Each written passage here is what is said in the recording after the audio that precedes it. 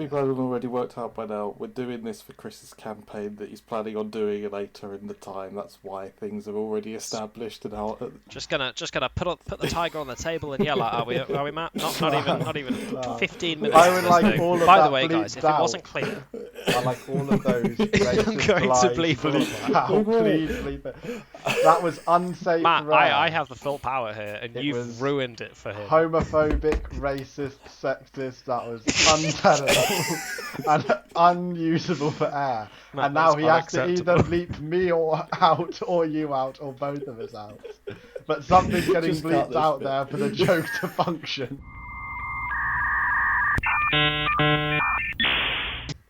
Good evening. Welcome to the 4th introduction to the FDR1 podcast with myself, Astral Fisher.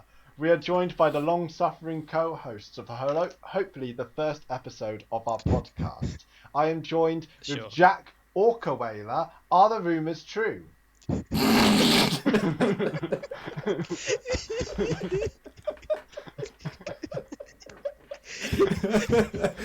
He told me about a week ago that he had a really good one for the next time we did it.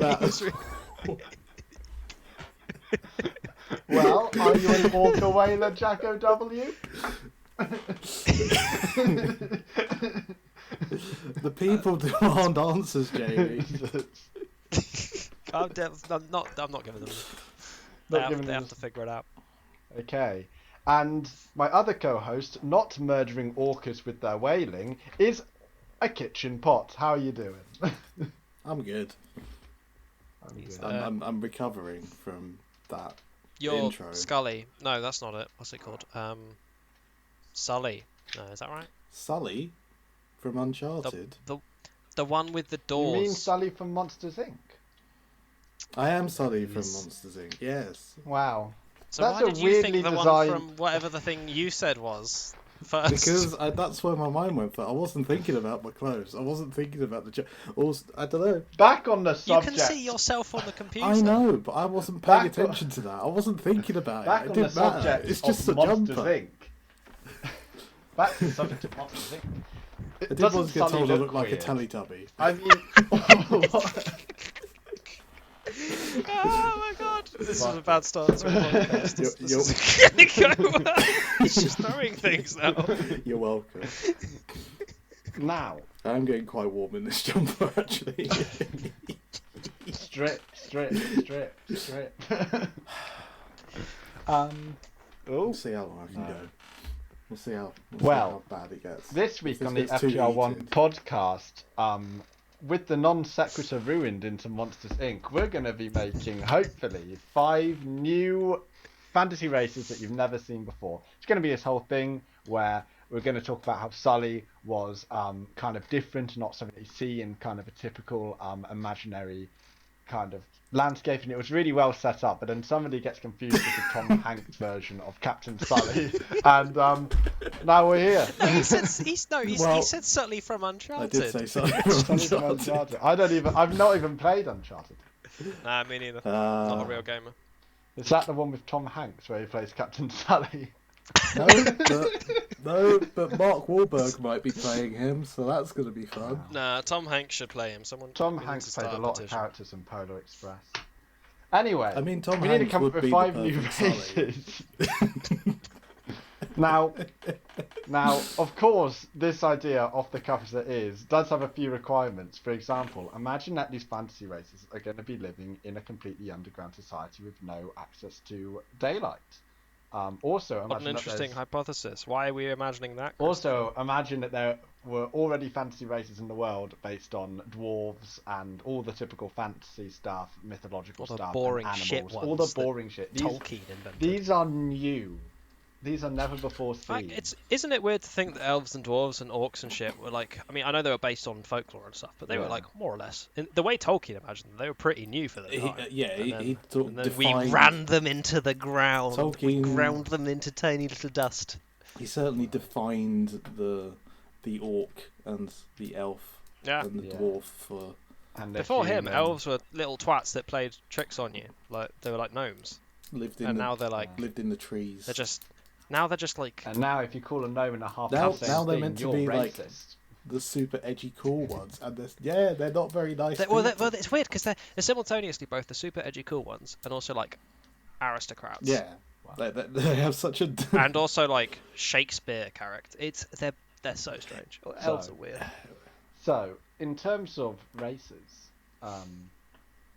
we're breaking new ground. We're making completely new ones, based on things or ideas or concepts, whatever it is. And things I'm not saying that I am completely burnt out of thinking up of some in the recent couple of weeks, but I can't start this. I need some time to think of one. Microwave man. Microwave, as in like microwave man. The device. First or off, the this is a radiation? fantasy setting. Bit of both. Bit of both. Now remember, this is a fantasy setting, so I don't know whether microwaves. Okay, fine. Is lasers. Is lasers. So like a plasma man. No, like a laser man. So how does this laser it? Man look? Movement speed. Right, I'll put it this way. Right, movement speed. C. Just how does this laser incorporeal, but very fast. Just. I feel I don't think Laser Man is going to be particularly. Why haven't laser men dominated the world? If they can go at light speed. Can't pick things up, obviously. So, effectively, like can hit we're saying. Yeah, quick.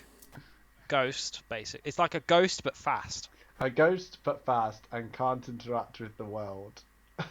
Well, yeah. I mean, and is effectively you get all those lazy like half ghosts that can like, I can pick a thing up because otherwise it would be boring. No, you got to you got to go the whole hog. You got to go no touching, pass through everything. Got to convince everyone to do it. If you. What if we have Laser Man and then you have Prism Man who also stands in front of Laser Man and sets fire to a flatting Clapham?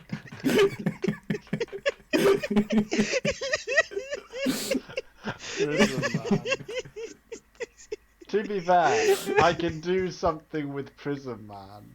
Prism Man's a good start. Well, that's just a crystal, isn't it? That's like a crystal elemental or something. Well, I think. Okay.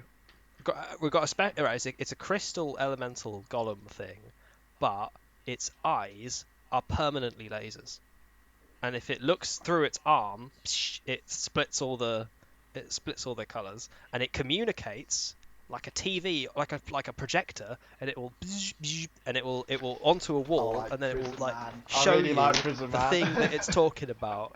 And it's like, it's basically, it communicates through PowerPoints. What if it can only project like Kenkus have the they can only mimic. Yeah. What if it can they can only project like visions that they've already seen. Like it can only project memories and it cannot lie. Yeah.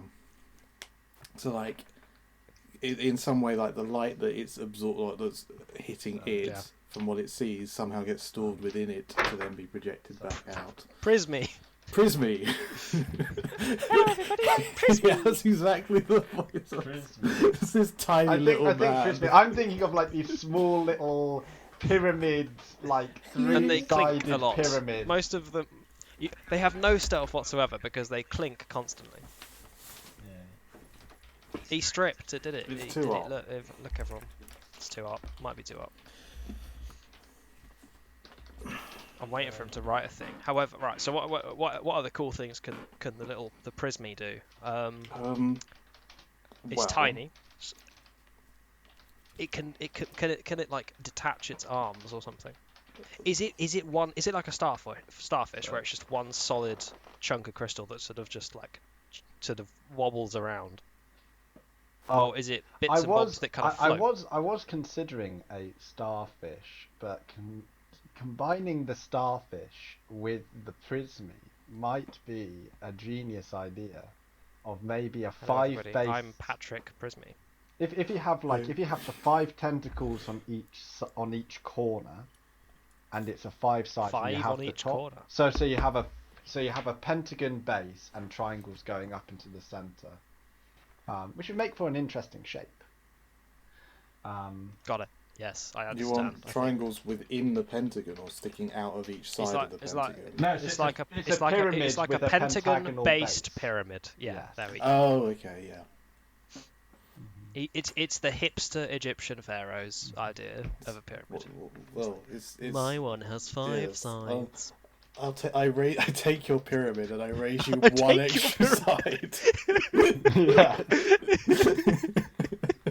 Not so fast. 5 sides. I like the idea of putting... I like how you've put like a supercomputer. Like a supercomputer, not a supercomputer. It's not at all.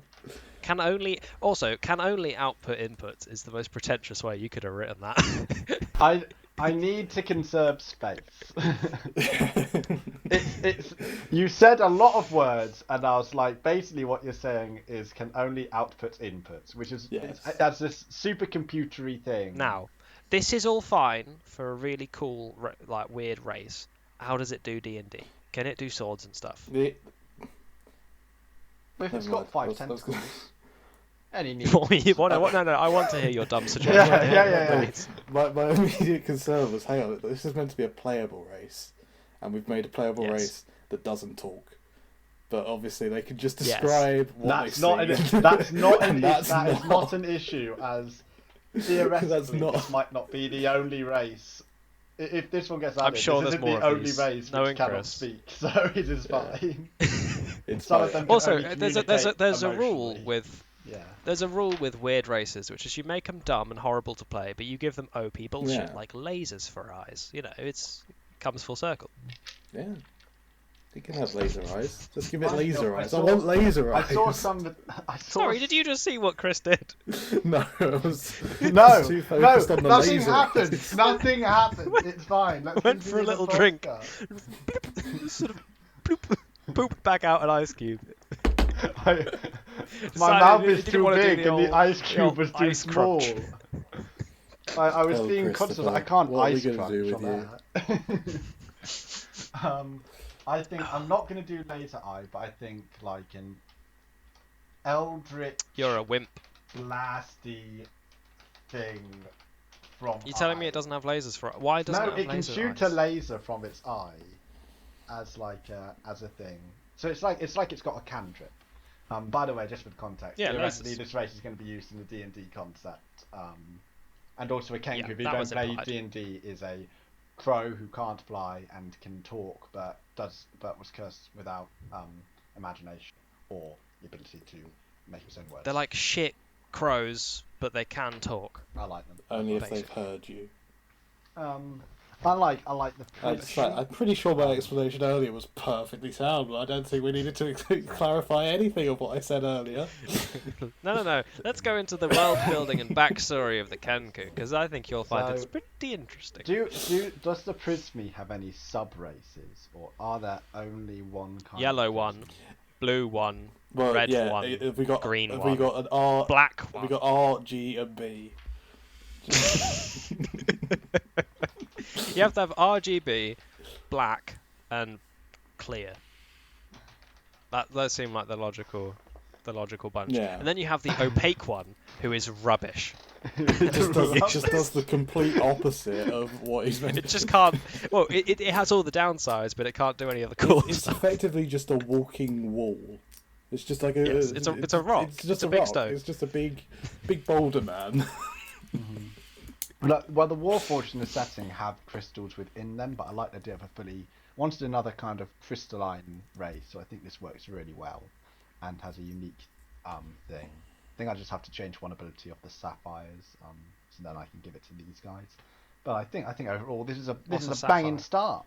It's a type of gem. It's Warforged. It's a gem. It's a part of the Warforged thing. I don't want. Thank you. I know it's a gem. It's fucking buffoon. Well, brilliant. Well, that's if people hadn't already worked out by now. Power Ranger colours. Cool. If people hadn't already worked out by now, we're doing this for Chris's campaign that he's planning on doing later in the time. That's why things are already established and how. Just gonna put the tiger on the table and yell at. Are we Matt? Not even 15 minutes. I would like all of By that the way, guys, if it wasn't clear, I like all of those. I'm going to bleep it. Please bleep it. That was unsafe. Matt, I have the full power here, and It you've was ruined it for him. Homophobic, racist, sexist. That was untenable and unusable for air. That and now was he has to either unacceptable. bleep me out, or you out, or both of us out. But something's getting Just cut bleeped this out bit. there for the joke to function. Oh no, I'm leaving this bit in. I'm bleeping you out though. No chance. Or just bleep out random words to misconstrue what we're saying. Brilliant. Yeah. Right, what's the next one do? what's the I next think one? it should be made of cheese. Cheese man. It is. I used to go to school Well, with no, a right, cheeseman. Oh my god. Sorry. What? Why have you become an old man I today? don't know. What is it? It's warm in Back this in my room. I'm really school- hot. Why is that the explanation? On one side Why of are you me, old? It's warm. when I was a child, Okay, on no. the left of the classroom sat the cheeseman. And on the right side was the cheeseman. They hated each other. They couldn't get along like chalk and cheese. Okay, right. So, cheese man. I imagine you already have, because you were saying you have like. I don't actually have some wacky I don't ones. actually have any food. Do you have one that's just like things. rot? I have a Because tree this one is that's basically rotting. microbes. What you're saying? So you're saying it's cheese that has been inhabited by a sentient mold. It's not. Yeah, it's not I the cheese. love it. Brilliant. It's the microbes. Is it like that? And they live in the cheese. Is it like that cheese that has the maggots rolling around in it when you're meant to eat it? You're kidding me. It's like a super expensive cheese that like has live. Are rich people dumb? Is it? I mean, is that what we've got now? It's like the coffee that's been shat out by a cat. Yeah, you're just shat out by a civet. Yeah. Yeah. It's. But somehow that's still better than maggot cheese. Because when you started that sentence, I thought, like a normal human being, you were going to go with, oh, you know that cheese where it's got the foot mold in it and it's blue and tasty, I guess. No. A level beyond. Maggots. No, we go ahead with Matt. We take it to the next level always. So Cheese King, what do we call that? What's a funny name for a cheese? I mean, there's a lot of funny names for cheeses. Puffy. Gorgonzola. Hi everyone, my name's Gorgonzola. I'm a cheese boy. Gouda. Blue penicillium. So penicillium is actually the fungus that causes blue cheese to be made. So blue penicillium and the fact that they are not blue and they are yellow like cheese is quite funny. Because they're named after the blue veins that give life to the rest. Yes. So we the have first note is cheese. So how does it walk? How does it move? How does it look first? How does it do anything? I'm now realising because it's just cheese. cheese. Oh my god! It's a cheese wheel. No, it has. It's a cheese wheel. It just rolls around. Its face stays like one, so it rotates. I actually. With the first one, I was like, I can just about see a prismy paladin, I guess. I don't know. With this one, it's like, I'm a fighter. I like the idea of basically have like the slice of cheese from like the wedge. And then in the four corners you have little cheese wheels. So it looks like one of those idiot Robot Wars things, but it's made of cheese. Didn't they make a cheese robot?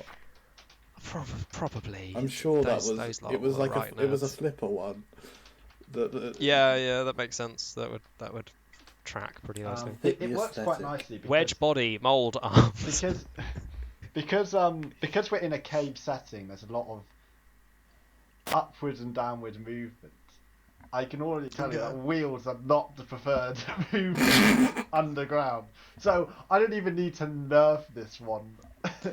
I can give it cool just by abilities. being cheese. It's just by the fact its that it has lifespan wheels. is like several weeks. I mean, is it? It has to migrate to new cheeses every time. Like every couple of weeks, it has to migrate to a new cheese body. It doesn't regain health. It can just move to a new host. I'm on fire today. I don't know what's happened. Oh no, I'll tell you what it is. I spent the entire early afternoon world building for my campaign, and it's been some wacky stuff. So I really like. I was looking at mine. It's level. like I've got some weird stuff, but it's not it's not weird enough. And this is exactly what I was hoping. I know what I'll for. do. I'll present it to these two jackasses. But I'll just give them, because I'm thinking in context like, oh, it needs to work within this kind of thing in the fantasy, and you guys just be like, prism starfish. What if it's cheese? Cheese siege tower. It's effectively Cheese what we wagon. have. Yeah, we got. I am Cheese Cart, destroyer of world. Can you imagine what a level 20 cheese cart looks like? It's just like a whole catapult at the back. It's just a block of cheese with a big cape that looks like the cape from Doctor Strange and a staff stuck halfway through it. I like to imagine. It just points it at you. I can't wait for the dwarven culture who have this massive city, It's and like a the Dalek. fucking Dalek cheese wheels its way into town, and they all panic. I'm thinking, unlike the Crispy, this is definitely a medium-sized creature. This thing is the size of a human Pasteurize. There's too many. The problem is if you have a player that plays this race, it's puns all the way down from level 1 to 20. It is puns the entire time. It's also this Just is, Dalek, This is a sure. grimdark setting where it's like quite Not anymore. quite serious. But I like the idea of like you having to take the cheese wagon with complete sincerity, and it's a serious thing, and it's scary. I like it works for a horror setting because it's like why. So how does the cheese have how does the cheese procreate if it's just spreading to new hosts? Is it all the same cheese essentially? Yeah, I guess it's asexual procreation. It's all one big host. Actually, and it just I spreads. think what happens is because It's like a shard mind. it might be like, do you know the Japanese like fish where they've got the blob on their head? They all start off as female, and then when one gets old enough, they go into a shipwreck and then they rapidly mutate into a male. That happens on planet Earth. It's not all these You were talking about cheese, I think. They can communicate through scents. Smelly cheese smell, Smelly obviously. cheese, of It's course. camembert smell, angry. It's parmesan smell, happy. I like the idea that you have to have a Horny. distinguished palate in order. Only people with a good palate can communicate with them. You have a chef's palate. You have to be sophisticated. This is more of a red Leicester than a cheddar. That's how you know the subtleties of the emotional changes. You have to be a smellier. Fuck off. You are dadding out today. God damn. I also had Autobots rule out for the other cheese puns. As in a rue. I have a feeling that when we do this, you two are going to pick something from this list. Yeah, no, I guarantee you, if I'm part of this campaign, which I hope to be, I'm going to be 5 of these. I'm going to be 5 out of 5. I will play one, kill myself, play the next, kill myself, play the next, kill myself, and play the next. Okay. Sub-races. Different cheeses. Surely. Blue cheese. But part of the problem, right? So soft are cheese. literally, if you're feta, you can't roll around because you don't have the rind. Not all of them need to have sub-races. You're in a little pot. I do have some slots for. I do need to fill in some of these with some which don't have sub-races, and I think the blue penicillin. Can some of the can we get rid of the fact that it moves and have someone who moves? It has to be held by a professional who just is a lady with a basket. That is. Yeah. And it's her entire job is to move the cheese around. You turn up, the party meets, and it's just and there's this old lady. It's just a lady with a cheese. Tony, would you like to explain your character? It's just out the basket. Hello, I'm Cheese Man. It's not even that. It's just a lady, and she starts to stink of gorgonzola today, and you're like, oh, okay. She doesn't say. She's like, no, it's not me. It's she him. never says anything. The cheese. She never says anything. Emanates. I think for how that would work in how this race functions, I think we have to stick with the wheels of cheese. Unfortunately, the wheels of cheese are the less wacky option and are the ones that make more sense. But what if it's like a what are they called? For familiar. You know, the little boy with the sort of squire. You know, Squire. like a. Well, It's if your, you want it's it your, in your background, then you can have a Cheese squire, lady. but not. you got a cheese lady, and she has to be lactose intolerant for fears that so that you can be sure she won't eat the cheese. Because you know everyone starts out with good intentions, but when you go on a quest and you're stuck in a cave, you can't go anywhere for a week. You've resorted to eating your dogs. You've run out of dogs. There's the sentient cheese. It can't stop you. You know, you got to make sure that the person holding the cheese is can't eat cheese. I feel like the cheese would be able to stop you by the fact that it is going to be a playable race in Dungeons and It Dragons. can do spells. So it will probably It's be got able to be to able kill to do you in some way. something. Oh yeah, how's it gonna do like fighting? It's got Oh, mold arms. Describe them. What does a mold arm So, look like? How does it have? So you any have Does it the just cheese sort with of like- the veins, and then it's kind of like this swarm of mouldy muscle around the sides of the God. tank. Oh, it's That- disgusting, isn't it? It's disgusting. Yeah, brilliant. Also, how does this thing? Oh, the armor on the underside would get all cheesy. Oh no. I don't think it would affect Oh, the it's cheese. vile.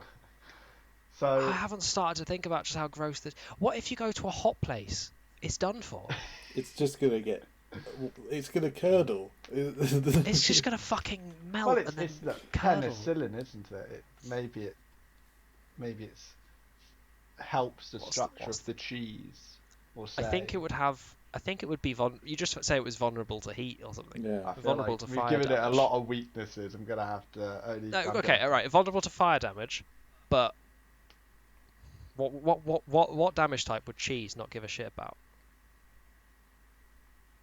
I guess plague damage I've got in there. Poison. Yeah, Yeah, something like that. poison. Yeah, poison plague. Yeah, well, I'll think about it. Brilliant. Well, there we go. You got it right. So yeah, okay, I agree. It needs some things to come. We need some things because there's a lot of I weaknesses. mean, you have written the word Dalek. Oh, do you want to expand on Dalek? I really put that in. I was like, I'm just gonna really use Daleks as like the base of how this thing is actually good. Yeah, no, they could be right. Okay, this is how we get over the fact that they're kind of weird So- and like a bit goofy. They're pure evil. That these guys are full on destroy I like to destroy think everyone that, else. you know, inside also, a Dalek you have could- like the fleshy thing where it's like doctor. Yes. Fucking, Yeah, like yeah, it's a inside the Davros. cheese, there's one of these like. My fucking But nose they have thing. And I'm just wearing this impenetrable- shell for my mortal coil. They have got near impenetrable armor, so you could do something with that. Just be like, they. Well, yeah, I'm it can't not- die. I think that's the thing. I'll- Like it basically can't yeah. die. The microbe itself is an extremophile. The cheese that it uses, and it refers to it Yeah, as substrate. the- This is my substrate. Yeah, the cheese. Okay, yeah, the cheese is effectively because the cheese is just a host for the undying blue penicillium. Do not refer to the cheese. The cheese is not what is talking to you. Not even the. No, I haven't got one for that. Never mind. Not even reached that his I limit. haven't got one for that. Now let's go. We've no got chance. 3 more Run races out of to do. puns. And I'm not Well, we got rushing time. it because Wait, we've got a second podcast to record after this one.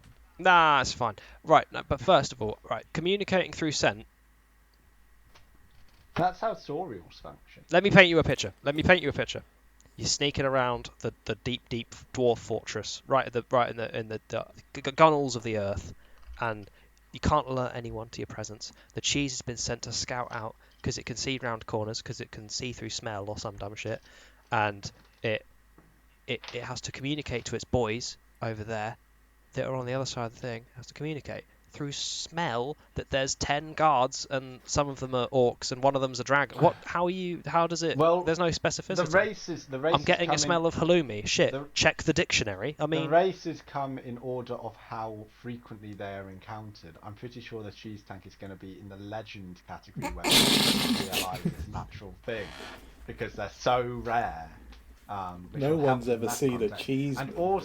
And also, there are some races which don't rely on sight and rely on hearing, and are like the most dangerous things underground. Which, if you can communicate via not talking, it can be. No, but what I'm saying is, how can anyone understand? How it can't smell. I mean, it's like you've got to learn its language. The information per minute doesn't work very well because you have to. Because how fast can you change a smell from one cheese to another cheese? That's a drawback of having, because some of them will communicate with emotions and other things, and that's kind of the drawback of you can communicate via long distances without much of a hassle. However, the quality of that communication is kind of damaged somewhat, and so as a player you have to play around it. But impossible. There's some. If I could only talk to my party members by telling them the type of thing I smelled of, it's not going anywhere. There is a playable race for that already in D&D. And how does it work? It's a dinosaur race called the Saurial. It's a difficult one. How do they communicate? I've never played in a party with a Saurial. You've just got to get good, son. You communicate. That's how you play. Do you just not bother? Do you just say that like the party can understand the language and I'll just talk? No, because it's like strawberries if they're happy. Like they can't communicate otherwise.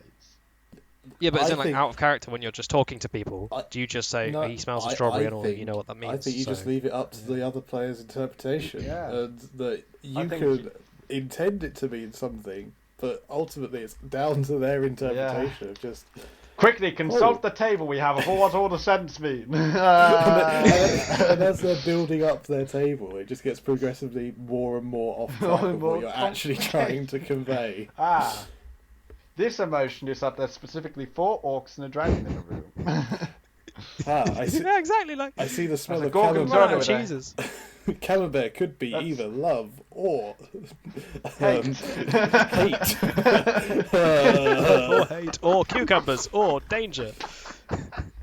Like, what are you doing? It's done. You know what's it called? The one with the little golden compass. That one. Like where she's got the symbols on it and it tells her the truth, but she's like. She knows how to interpret it, but most normal people are like, you need like a million books to understand this thing because there's only 12 symbols and it can mean everything on Earth possible. Yeah. It's like that. But with cheese. But that was written into a book that wasn't part of a long campaign where a person was playing. I mean, at the end of the day, whoever wants to play this race is gonna know straight up you can only communicate through scent, and you don't have to pick the race. There are gonna be 50 races. But I'd love to play the cheese race, but I also would like to have a conversation with the person for once. Then pick the message spell. Yeah, okay. I suppose you could. And like, what was that? There's one where like tongues or something where you can give an object a mouth for a bit. Magic mouth, that's it. Also, so you could just know that spell off by heart. If it's like the penicillium inside the cheese that is actually controlling it, that could potentially tie in with the shrew. When it's outside of the under cheese, under the substrate, like you can talk to it maybe requires a lot of like energy and concentration to actually physically speak as the. It can form a mouth. But, but I'm glad we have its default is that. to set to cheese smells for speech. Cheese smells, because that's what it's got at its disposal. Yeah, exactly. Well, it can try and speak, but you're not going to hear it under all that cheese. Again, exactly. Brilliant stuff, lads. But we do have 3 more races to do, and I think I've got enough material on cheese siege towers for a lifetime. It's such a shit race. It's the worst thing. It's the worst thing. Good thing I have a couple others. Never mind the cheese. It is only wheels. That's the worst thing. No, it's just 4 wheels with a wedge in the middle. It's like a siege tower. It's just a wedge of cheese on 4 wheels. Can you imagine? Yeah, can you imagine trying to shove a siege tower through a cave? Like, come on, siege tower, we're going spelunking for the next 3 years. Pull yourself up with your mold arms. Yeah, come on, we've got to go. I think most of the time it just sludges along like a slug. Like it just slimes past. It's a block of cheese with a bed of slime that is the mold, and it just. He's got to could take that off the slime race. Anyway, I mean, well, what the slime race doesn't have to be the only thing that has that. I wasn't. Look, you can do your thesis on this race later. Okay. When you But we put the do have 3 character more and you come races up with to his do. backstory. Oh man, I might have to be the cheese. Shit. Now. Okay, right, I made up the first two. I Matt, it's your turn. had an idea earlier, but That's we good. talked about cheese Is for it too gone? long.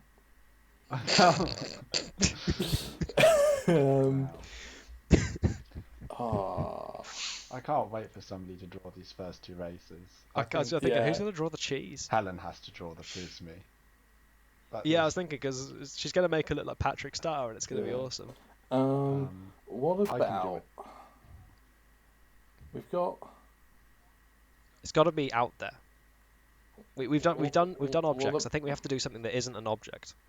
I want an Well, you've intangible done- concept. You've done a prism but and what? you've No, done no. cheese. It has a form, but it's the concept is not You see, itself tangible. my but we immediate make it my tangible. immediate thought before you said we've done a couple of objects was Russian nesting dolls. Just one dies. Hey, I've got another one inside me. You have 9 lives, and you will get smaller and smaller and smaller. Yeah, you just That's super cool. You start off as like a medium to large, and by the time you're just Yeah, this you start tiny, off large. You just like this tiny little. I like the concept. I think the one thing though is there something else we could make it other than? Why are you 2 decibels loud now? Because I'm turned away from. I'm looking at Russian You nesting idiot. dolls. What, you need to remember what they look Shall like? we? No. I'm just looking up for the name and such. So what if they're not based on dolls? What if they're based on something Okay. else? Stacking. What else could you? Eggs? I've got an egg race. Just course you you want something that can Kinder I Surprise. have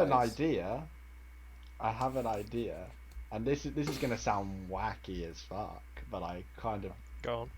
teapots.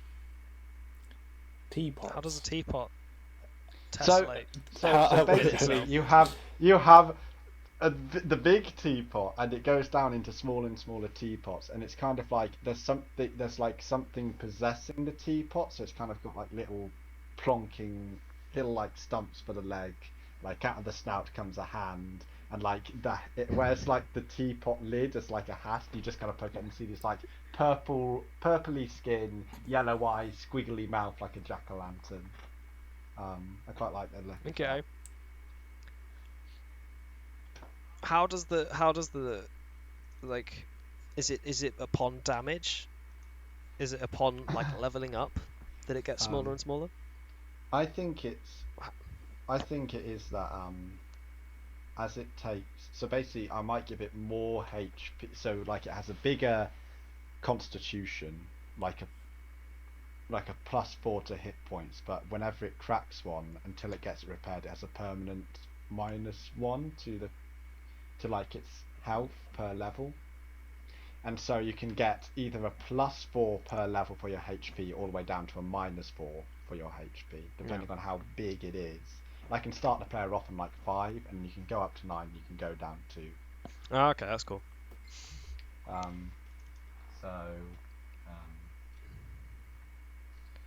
But HP. Can it be multiple sizes at once? Can it like pop one out and send it off for a reconnaissance? I think it can probably. And you just divide up the It's health just pool. drone teapot. Yeah. Teapot drone. Yeah. Just and launches tea bags out the lid. And you divide up the stats and the health and send it off.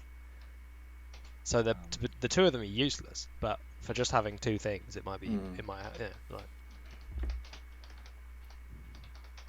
you can send out little drone ones, and they have like a fraction of I don't know. You figure out, but you know what I mean.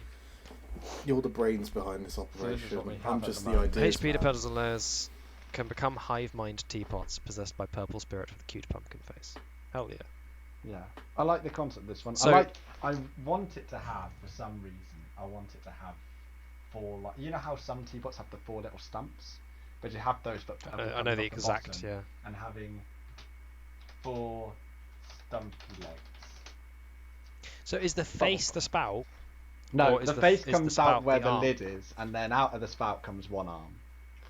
So it's one arm. It's a There's, one-armed there's teapot. another race with one arm, so this does work Okay. in terms of how it will be balanced. There is precedent. Plus it's going to have a hive mind concept with the layers, so it's already going to be quite strong. So one arm isn't actually that much, and also it means that you can't wear the shield, so then the AC doesn't go up, so then the HP doesn't get out of balance. So it does work. It does work. Okay. Well, I like the idea of the. How does it talk? It's got a mouth. It just pops up out the top and it talks. Yeah. Is it a little? Is it like a little World War II tank commander, but he's cute and I think he goes. I think he. Hello, chaps. I think along with being able to talk he'll probably talk in deep speech with how this one's set up. But out of the teapot, I think it would also be quite nice if he toots out of it, like a little train. Well, yeah. Instead of chugga, you just have the jangling of China as it moves. He just slowly whistles. Yeah, he's driving a little teapot bus, basically. The angrier he gets, the more he just. Matt's all over the shop. Hello. The more steam, the more it comes to boiling. Matt's back. Am I back? Oh, what? You're back now. Okay. Yeah, the angrier it gets, the more it just boils over and starts whistling higher and higher pitch. Something to do with the boiling point of the teapot is coming in. This is, I like. What about tea bags? Eats tea. Only eats tea. So you have to pop them in, and then he just munches them and spits them out the spout. He shits out the spout. Or does he just pee out of the spout and it's tea? Yeah, it's actually just tea. It's just tea. Yeah. His piss is tea. I like that, and it's quite good tea as well. Yeah. We can have the sub races can be different types of tea. So we have you got your Earl Greys, as we've already which are all like little aristocrats. Yes. You got your Darjeelings. You got your oolong. I'm oolong, perfect. Decaf. What's another good? Fuck off! That's not one of them. You got your Yorkshire. Chamomile. There's a lot of possible. We've got to whittle them down, I think. Mm. What's a good one? What's a good tea? So basically I've added on that it's covered in vines which have tea leaves growing off. So it's like kind of like instead of cracks in there, it's like actually little vines with little leaves popping off. And I want the smallest teapot to be a Ming teapot, and it's the original, and all the others are copies. And so if the original breaks, all of the other teacups break. It's dead. It just becomes. So that's how it would die. So the smaller one's always the one that you want to defend. Wait, but hang on, isn't it controlled by a little dude inside that, or is that the actual? I think he lives in the smallest one. Yeah. But so if the smallest teapot breaks, he's like.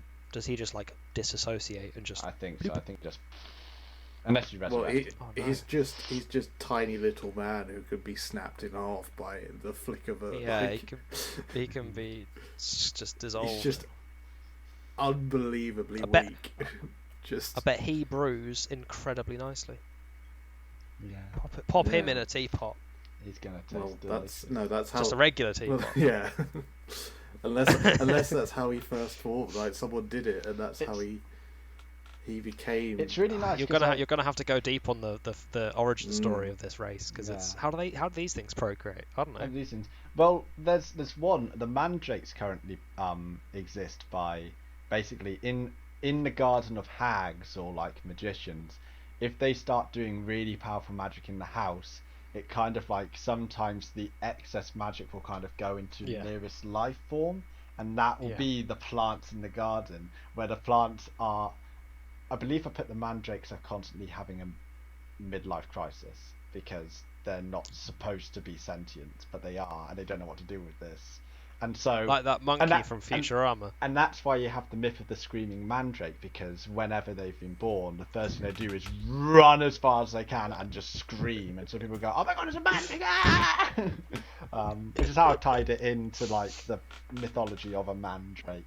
And I think the Matroska's tea is probably it's probably like a lich has basically put themselves inside of a teapot. Okay.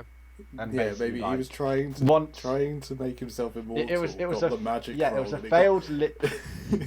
I think there's one lich that keeps trying to make himself into a teapot. He's printing them out. He's a mad hatter. He's a crazy lich. He wants to put his phylactery inside a teapot. He is. But every single time he Earl tries, Grey. he accidentally makes a new Matroska tea. What's his name? Matroska. Earl Grey. Okay. Matroska. I was thinking he'd be called the Tea Man, but yeah, sure. Matroska makes more sense, I suppose.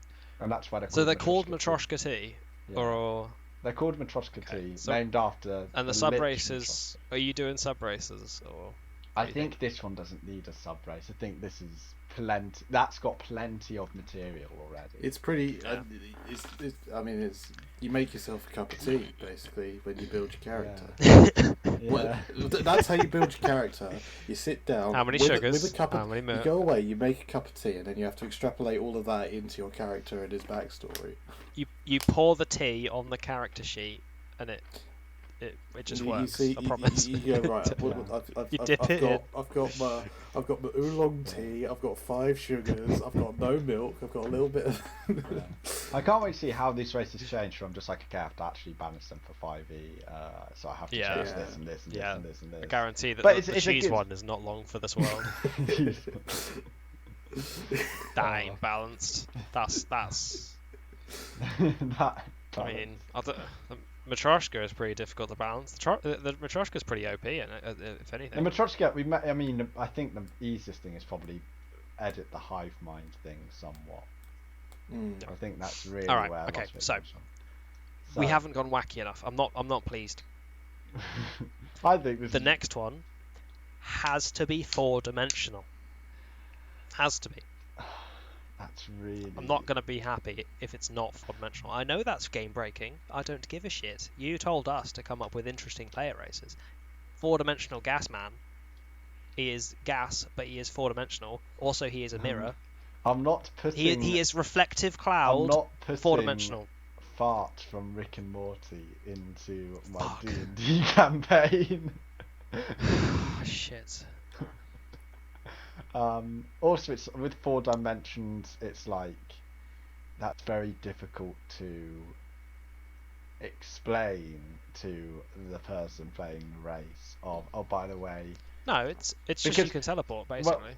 Well, no, because when you're moving in a 3-dimensional, if you're 4D being moving in a 3-dimensional space, it's going to look like you're growing and shrinking as you move through each of the layers.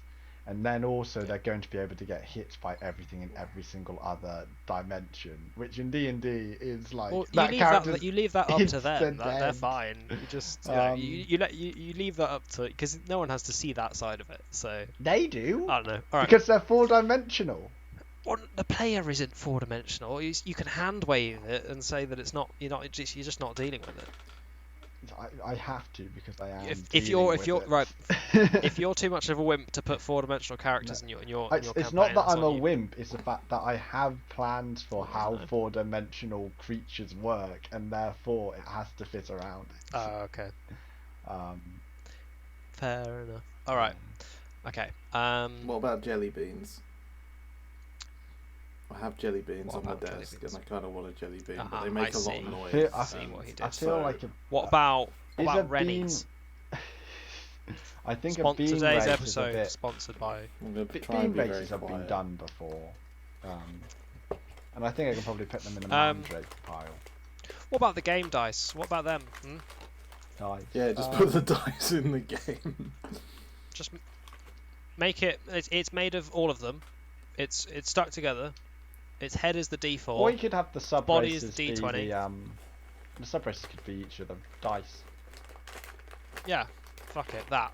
Whatever like, number it communicates. What if it's like a rolling numbers? Well, what if it's like a dice that's also like a jack in the box? So whatever number it rolls onto, something pops out, and that's its form for, say, the next hour or 3 hours. Jack in the dice. I like dice. What are we doing people, with this one? But how It needs it more. needed an elevation, and I think a Jack in a Box where each side is different. Can't wait for people to pick the D100 sub race. Yeah, how does that work? You could not have a D100 because it's two separate. It'd dice, have to be D20 would be the max, which is still a lot. How are you balancing the different dice? I think the D20 would have to have niche results, whereas the D4 would be more general. The D4, results. But the D4 is always going to be better because you want less random stuff because you want to be. Well, I think you make the races powerful but more niche, whereas the D4 races are more broad but less powerful. Yeah. Well, I think that's how you do it. Yeah, the D4s are sort of like, they're all kind of combat-y based pop-ups. Yeah, they're all there. When it comes to a conversation, it's just a sword that swings out at you and says nothing. It can't talk. It's just a sword. No, I like the idea of it. Each time a little thing pops up with a spring, it's like a little thing with arms. What is the thing? I think I like the idea that it's literally like a little upper body with either a head on top or like in the center, possibly, with two little balls, and it's kind of dressed up in particular clothing relating to what it is. So like on the D20, one of them can pop in and have like a little chef's hat and coat, and it's like a chef. Okay. Can they speak? Yes, but I think some of these fuckers should speak. I think some of them can speak. They all have to. Yeah. The person who's playing it has to make them all distinct with their voices. Oh god, it might just have to be a D6 then, because that way it can pop out arms either side and feet down the bottom and a head up the top, and the number on the front is the number that. So when you roll it, it rolls, and the top face number, the arms and head and legs pop out from the sides, and then it stands up. You are limited in your thoughts. I see a dice with the top having like somebody poke out, and then when it moves it has to roll onto another side, which pops out another person. So you could be like, oh, I've got the really powerful sword person, but I have to move myself in a way to the opponent where that person's going to be face up next to them. If you gave it something like, it had a passive or like an innate mage hand kind of ability that can pick up the dice and roll it for each of its, so it still gets the normal movement. But every movement results in it rolling into a different character potentially. I think this could be a monster. I don't think this can be a player race, because how if you have 20 different entities in your one character, first of all, that's impossible to roleplay. Second of all, how do you have them all be the same class or whatever? I think what we might need to do is limit it to a D6. Yeah, that's what I'm thinking. Yeah. It can't be a D20. too big. 6 is manageable. 4 is also manageable, but I think 6 is a better, just because mainly just because moving the tile to tile makes more sense. Yeah, like that you can move 5 feet each time or something, and so you have to plot out which one you're going to be when you finish when you finish moving. Yeah. You make it chest themed. You can't do that. Because why not? That's how it's already been done, mate. The Warforged. Has that already been done? The Warforged are based on chess pieces, and you can move them like chess pieces across the board. That's what I was thinking with this. Like whichever one it pops up to, that the next move has to be in that rule or something. But I like the idea of it being a D6, and every side is a different one. So you have to. So basically, with your character what are sheet, they? there'd have to be what are one. The sides? So I think in terms of the class has to kind of be encompassing. But basically, have to sit down and be like, number 1 is this archetype, number 2 is this archetype, number 3 is this archetype, number 4 is this archetype, and kind of like put general traits that each side has. So number 1, it could be like the 7 dwarves, where it's like each they're all the dwarf, but each one of them is got just a single character trait. just one thing, and every single character is one-dimensional, but there's 6 of them. I So like you the end up with idea of just a like fleshed out you need to character. have 6 distinct personality traits, and then I will ascribe them a number from 1 to 6, and then we will dress them up relevant. And therefore each one can be different, but you still get like that. Can it jump? Can it jump? Also, if you give this thing the spell flight, how does that work? Can it just choose which I don't thing think to it can be jump, in but the I air? think it can fly. I think if it flies, it'll kind of more be a hover, so it'll like lift up. It has to physically push. It has to push itself like with its mage hand against something in order to roll. Yeah. Also, if it's running, does it just like pull itself in and then just start spinning like Sonic the Hedgehog? Yeah. Okay. So it has a ball mode as well. There's plenty of balls in this game.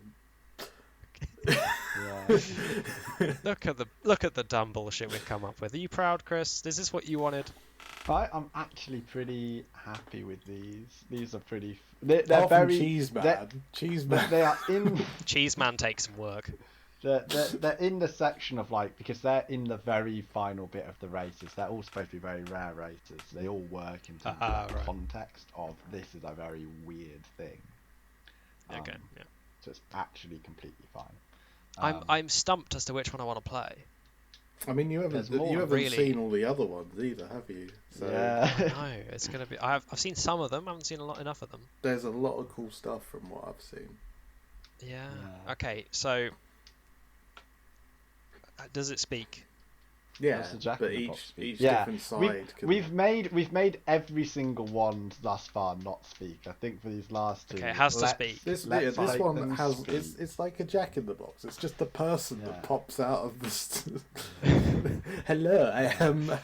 Do they all have different names, or are they all the same thing? But they have a different middle name or a different nickname or something. I think what I might do is I might ascribe each side with a different race, and it kind of pokes out as that race. So one of them would be like the dwarf. One of them will be the hominect, and we'll kind of pick the different races. That would make sense. That's cool. What about? But does that conflict with the personality traits? Like, would people would feel boxed in by like having the stereotype dwarf and the stereotype elf and the stereotype? They're not. It's like the dwarves are different in terms of they're not stereotyped too much. I've given a lot more freedom. Like there's 6 dwarven sub races, which all have different things going on with them. But I think it's the opportunity to have. It's similar to like I don't like races where it's like, hello, these are the orcs. They all hate everything and fuck. Yeah. It's more like these are the orcs. These are evil. It's more like these are the orcs. Everyone thinks that they hate everything and they say fuck you, but actually they're normal and people are racist. You know. What can you say? I like that perspective better, and also the fact that he is a Jack in the Box. You can kind of get away with having different personality traits, or you can do it in a mocking way if you look at the traits of the dwarves, and somebody can play into it if they wanted to. But it means they're not all, because there's no humans. They'd all come out as dwarves. They were just the base race, or a particular race. Like they might all come back as shrew. I'm baffled by how we've got nothing for it. We've just got each side is different D6, that's it. Somehow that explains everything you need to know. I'm racking my brain for like what else is there to think. Like what material is it made of? What? Dice. Whatever it wants, really. It's made of dice. Yeah. Ivory, isn't it? Probably. Plastic. Can it swim? No. Maybe one personality trait means that he excels in swimming. One of them knows how to swim, and that's it. One of them is a perfect. Genius. All right. So is that Jack in the Dice done then? I think Jack in the Dice is done. You think of anything else? Nope. No. I think that's good. Ideas are simple. I'm pretty happy. Okay. With Jack. What is the last idea? Last one. So let's go through them. Prism starfish. Cheese siege. The name of the teapot one, I think that's pretty self-explanatory. It's a 9 teapots in Matryoshka one. man. A little cute pumpkin-faced purple boy lives inside. Jack in the Dice. Each side is different. It's a D6. That's it. What more do you want from me? What more do you want from me? Number 5. Okay.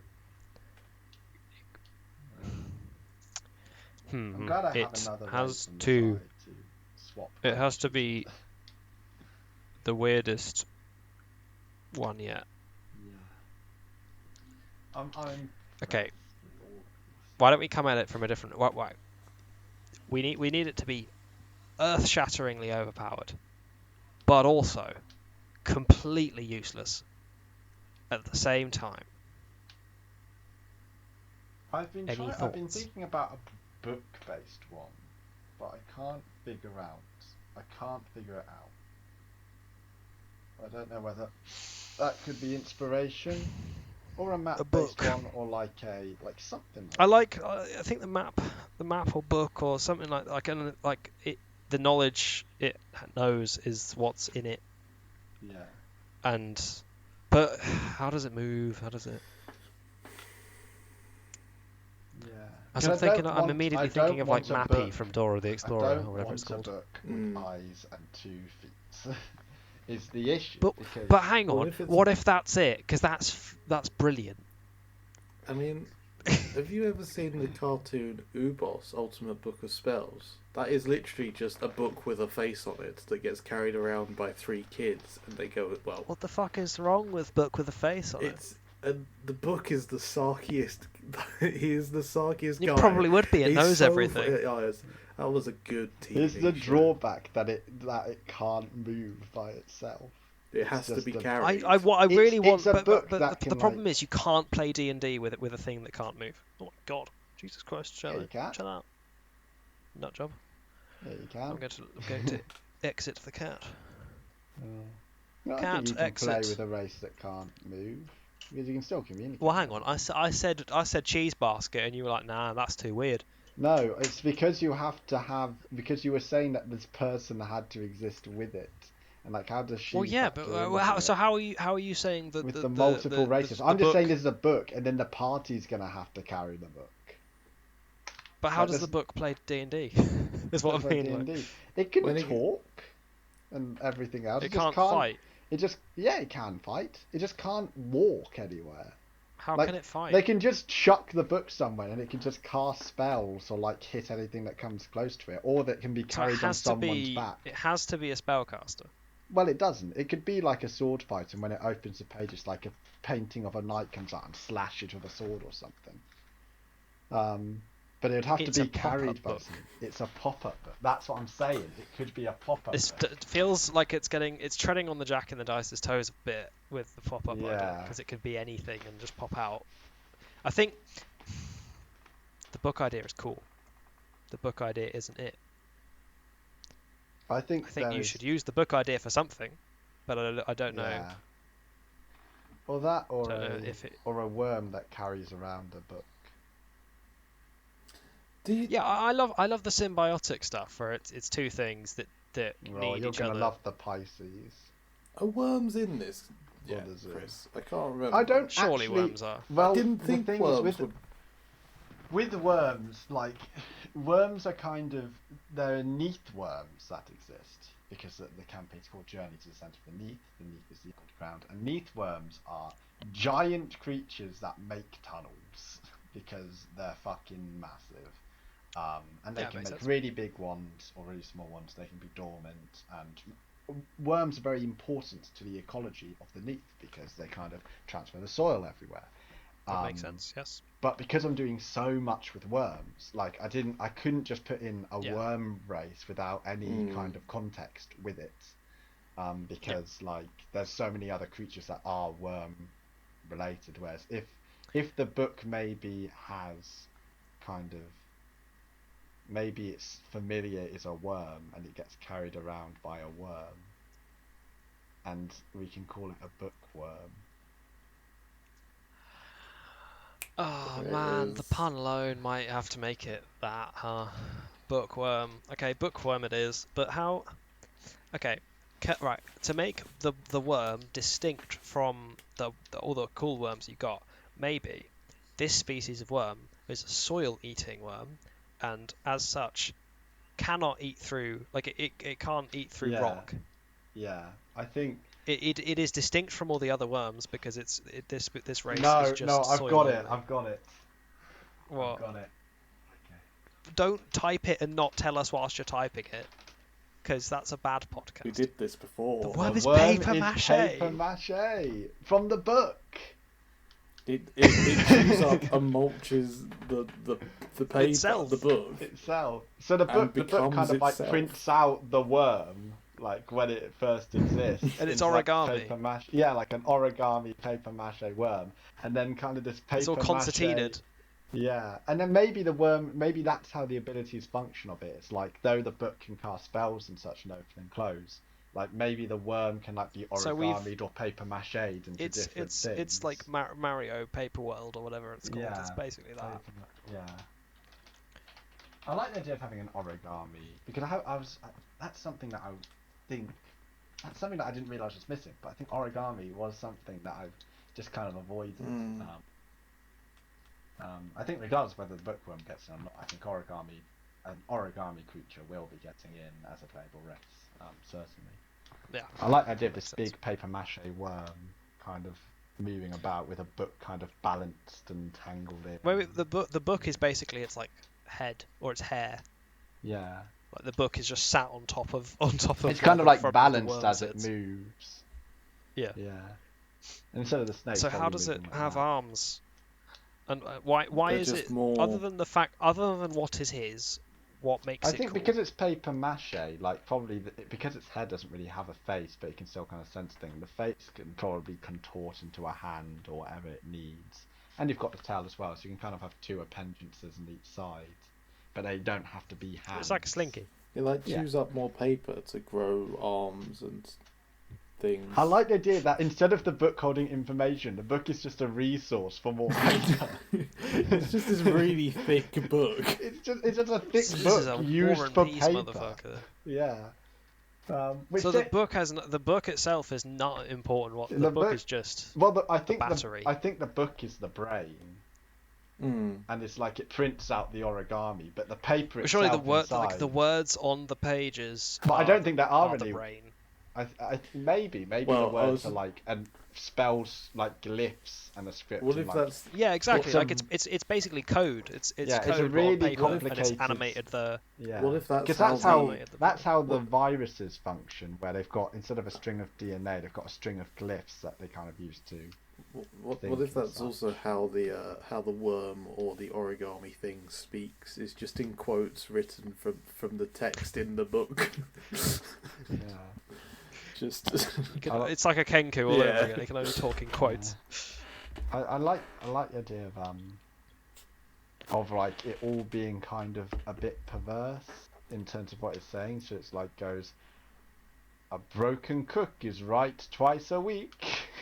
And just has sayings that actually are completely wrong, but it means the original saying. Yeah, that's brilliant. So I like the idea of it. It's kind of like a dictionary, but the words are jumbled up, so it's not using quite the right words. So it can communicate normally, but it's like instead of saying hello, how are you? It's as a like, player, you'd have to get really good at it. I think aren't they called spoonerisms?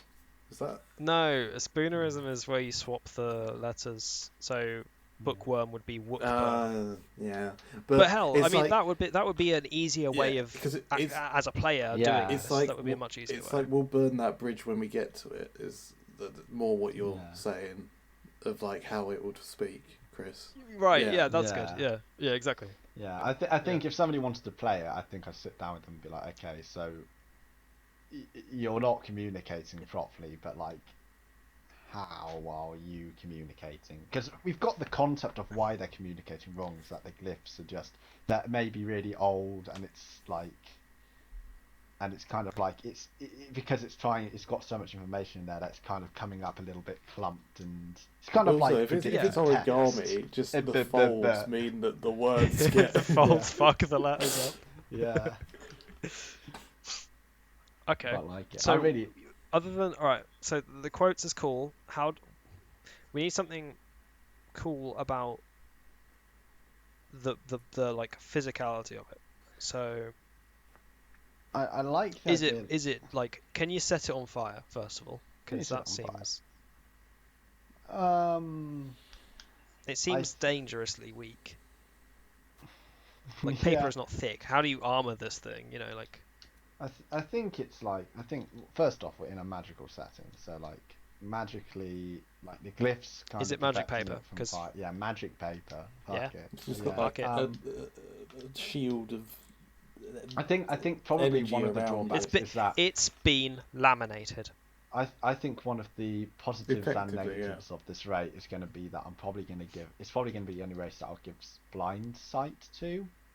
But with blind sight, blind sight you can blind see. Sight.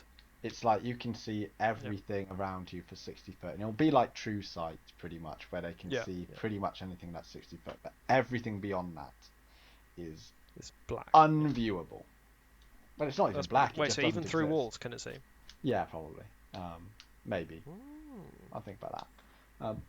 That's pretty rad. That would be quite powerful. You got but you can't see anything sonar in the worm. Yeah. It's only 60 foot, which isn't that big in the context of. So how would it cast like? It'd have to get close. Spells. Which is have someone give it bearings. Yeah. Can I just say, I'd love to have a party that is one of each of these. That would be so interesting. Wow. Maybe a one. Can you imagine? Maybe a one shot. You all well, hang play on, no, Chris. ones. If you put these nonsense things in your, at least 2 of these are getting picked. Well, I'm confident that I can tell you for a fact I'm picking one. I'm confident that 2 of the weird ones will be picked, but because I'll have 2 parties rotating one after another, I can make sure they're in separate groups. And the other thing that I'm for sure about is that there are enough races with enough interest that I'm happy. I'm pretty sure they won't overshadow the other Chris, races. yeah, we're not that good at character building, Jamie. Chris has done a perfectly fine job of developing 45 different races, and we've come up with these 5. These 5. Well, right, Chris, can you honestly tell me that you have 5 races that are as weird as these 5? Let me get up my race list. From what I can remember, I know that some of them are pretty weird, but I would say in terms of their mechanics, certainly they're as like creative. Yeah, the sort of origin of where the idea came from is maybe more grounded a bit in reality of like insects or fish or vegetation. Well, I mean, if we're handing these ideas to Chris to like give them actual mechanics, so you have no idea what he's going to come up with for the features. Yeah. So some of the stuff I have on there is the Baba Ai, which like Baba Yaga. You told me, the They're like 3 little egg people in there piloting it like a Megatron thing. You have the Dream Maybe Sound, they can team up with the serpentine creatures of the dreams. I do really want to play the egg thing. The phage are bacteriophages that wander around. The orchestra are a shifting mass in humanoid form of organs and abstract shapes. The tulpas are little gingerbread creatures without form, and they use the gingerbread creatures to lure children away, and then they eat them. You have the stained glass people. You have the Stellengas, which I need to quickly look up on my other sheet. The source of the Stellenga. But they were very. Oh yeah, these were kind of like, this is my first thing on the they're based on like starfish, but with the prisms they're going to be kind of used. You have the cryptids, which are 3-armed, 5-legged, and based on anything from the chupacabra to Bigfoot. You have the zemis, which are based on archaeological figures from the Caribbean, and also a mix in with Caribbean traditional shamans, who are inert when uncovered, but when shown off they have massive weather effects. You have the slimes that wear pelts, such as the Wendigo pelt or a bear pelt, because they don't like being naked. There's stuff like that. There's lots of wacky things. Yeah, they're normally based. They're concepts that are kind of built upon and built upon and built upon until they've kind of formed something. But it's like the tulpa I'm not too sure on at the moment. They might be changed out.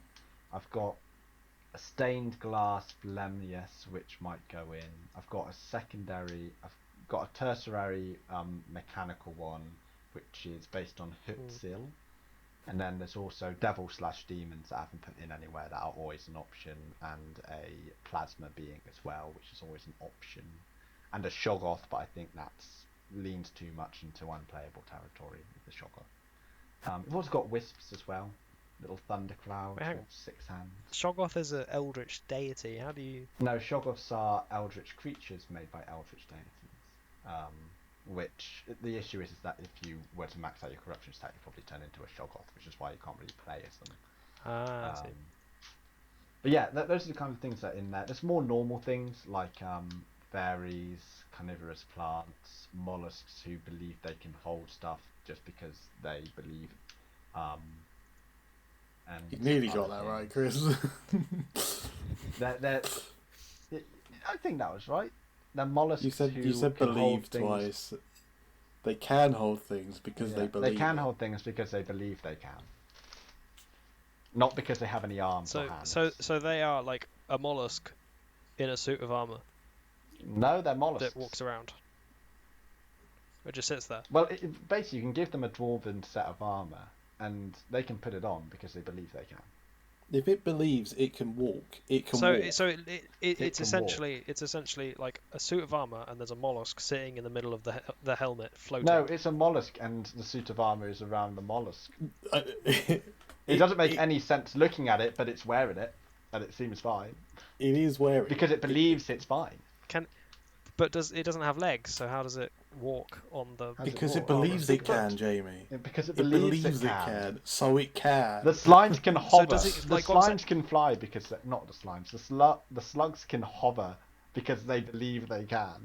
Because their whole thing is that they are magically infused believers. So unintentionally, when they believe in stuff, magically, with how magical the creatures are, they actually turn it into reality. But it's going to be very hard to stop metagaming with that one, where it's like, I believe that I have a dragon on my side. Well, it's more they believe stuff, and it's to do with their own body, or they can believe things into existence, such as gods, but they can't be like, I believe I can go through this door because the door. I believe this man that I hate is dead now. When it affects themselves, it works. Yeah. Okay. All right. We did 5 races. Look at them. I love how they get progressively less descriptive. I think it's the fact that the first couple are like, we do need to like hash out the details, and the final 2. The last 2 are just sort of what they are. The final 2, in my mind, I don't need to write anything down because I look at the concept and I'm like, I understand entirely what this is. Yeah. I can visualize the last 2 a lot easier. Thank you all very much for watching this episode of FTR1. I just got a message from the boys upstairs. We always get a message at the end, and they tell us whether the episode's going to be airing. Always. And they've told me I can't use the podcast as my own platform to advertise my own shit. Terrible. Anyway, speaking about advertising, I have a Twitch channel called Astral Fisher, which if it's not coming out, I might as well practice advertising stuff. Well, yeah, if you're not allowed to do that regardless. If you're not allowed to advertise your own stuff, this can't go in. I think it's more they didn't want me to advertise it for the entire podcast. So also, Matt, they haven't. Now I'm realizing why we've never been able to release a single one. It's because we plug it every time. Oh, dear. Well, I think if we're not allowed to release it, that's the end of the podcast then. And that's the end of the podcast. That's the end Goodbye. of the podcast. Pots and pans. There's SoundCloud. There's a SoundCloud and a LinkedIn. I've been listening to it. Do you go to the LinkedIn? Their links are down below in the basement. Is phenomenal. And below me is a man with a plan, Jack OW. And the plan is to put all the stuff below me. Below so him. I don't even have to really say it, because unless you're listening to this on SoundCloud, which you might be at some point, but not yet because we haven't got around to it. Professional. It doesn't matter. We're very professional. I'm in my bedroom. If there's one thing you know, we all are. That's Jack Orca Whaler does not want any questions asked. Goodbye. No questions, Goodbye.